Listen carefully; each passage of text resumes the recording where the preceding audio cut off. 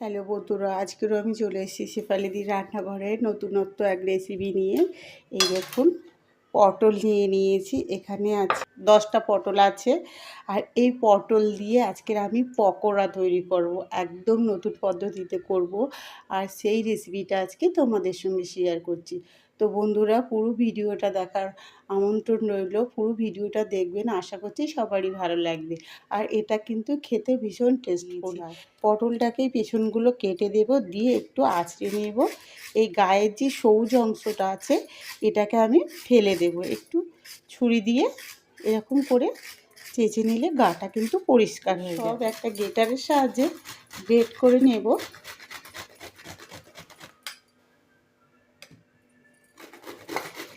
এখানে কিন্তু 10খানা পটল আছে। এই গ্রেট করা পটলের ভেতরে এবার আমি মশলাগুলো দিয়ে দেবো এক এক করে। এখানে এই যে জিরে গুঁড়ো নিয়েছি, এখানে দিয়ে দেবো এই 1 চামচের মতন জিরে গুঁড়ো।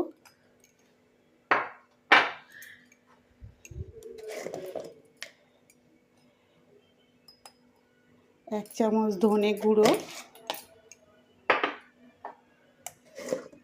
আর এখানে দিয়ে দেব হাফ চামচের মতন, হাফ চামচের একটু বেশি দিয়েছি, 1 চামচের একটু কম দিয়ে দিলাম হলুদ গুঁড়ো।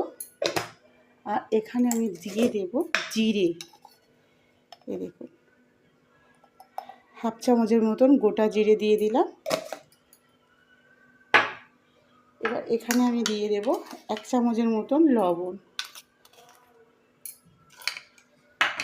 এবার এখানে আমি দিয়ে দেব এই যে আদা, 1 ইঞ্চির মতন আদা আমি গ্রেট করে নিয়েছিলাম, আদাটা দিয়ে দিলাম পুরো। আর এখানে আমি কাঁচা লঙ্কা কুচি রেখেছিলাম, 7খানা কাঁচা লঙ্কা কুচি নিয়েছি, লঙ্কাগুলোকেও দিয়ে দেব। এবার এখানে দিয়ে দেবো 3খানা পেঁয়াজ কুচি রেখেছিলাম, পেঁয়াজ কুচিগুলোও দিয়ে দেবো এর সঙ্গে। সব পেঁয়াজ কুচানোগুলো দিয়ে দিলাম। আর এখানে আমি এই যে হাফ বাটির মতন সুজি নিয়েছি, সুজিটা এর ওপর এবার দিয়ে দেব। আর এখানে আমি দিয়ে দেব 2 চামচের মতো বেসন, 2 চামচ বেসন দিয়ে দিলাম। তো বন্ধুরা দেখুন, এখানে আমি সব মশলাগুলো দিয়ে দিয়েছি।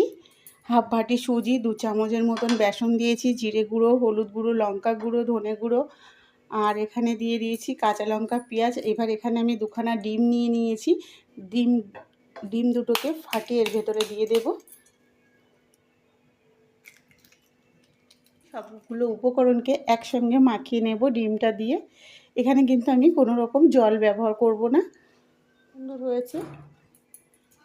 এইভাবে মিনিট 2-এর মতন আমি মাখিয়ে রেখে 2 মিনিটের জন্য এটাকে মাখিয়ে রেস্টে রেখে দিয়েছিলাম। এবার আমি পটলের মতন শেপ দিয়ে পকোড়াগুলোকে তৈরি করে নেব। যেহেতু এটা পটলের পকোড়া হচ্ছে, তো আমি শেপ দিয়ে একদম পটলের মতন করে নেব।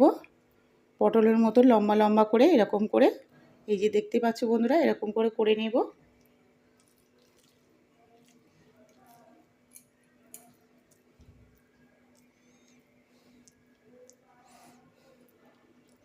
এই পটলের পকোড়াগুলো কিন্তু ভীষণ টেস্টফুল হয়। এইভাবে সব পকোড়াগুলোকে আমি তৈরি করে নেব। এই যে আমি রেখে দিলাম, এই পকোড়াগুলোকে আগে ভেজে নেব। চলুন বন্ধুরা, গ্যাসের ধারে যাওয়া গেছে। এবার আমি এখানে দিয়ে দিলাম সরষের তেল। এই পকোড়াগুলো কিন্তু আমি সরষের তেলে ভাজা করব। ওগুলো করে রেখেছি, একটা একটা করে কিন্তু তেলে দিয়ে দেব।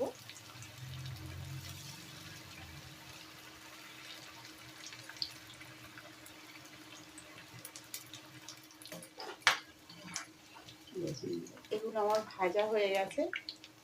তেল ঝরিয়ে পকোড়াগুলোকে আমি একটা প্লেটে নামিয়ে নেব।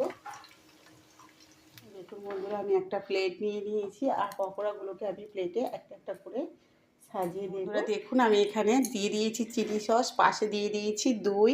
এটা দই দিয়েও খাওয়া যেতে পারে, দই দিয়ে খেলেও কিন্তু ভালো লাগে যারা একটু ঠান্ডা খেতে ভালোবাসে।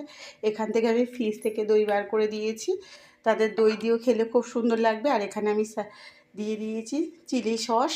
এই যে এইভাবে মাখিয়ে কিন্তু খেতে পারেন, ভীষণ সুন্দর লাগবে দই আর চিলি সস দিয়ে। এটা কিন্তু দারুণ হয়েছে খেতে,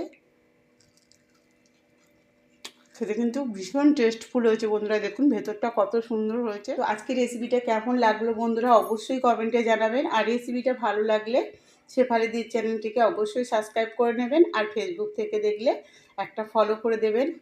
বন্ধুরা আমার চ্যানেলটিকে সাবস্ক্রাইব করে আমার পাশে থাকবেন, আর বন্ধুদের মধ্যে রেসিপিটা শেয়ার করে লাইক অবশ্যই করে দেবেন। বন্ধুরা সবাই ভালো থাকবেন, কালকে আবার দেখা হচ্ছে নতুন এক রেসিপি নিয়ে।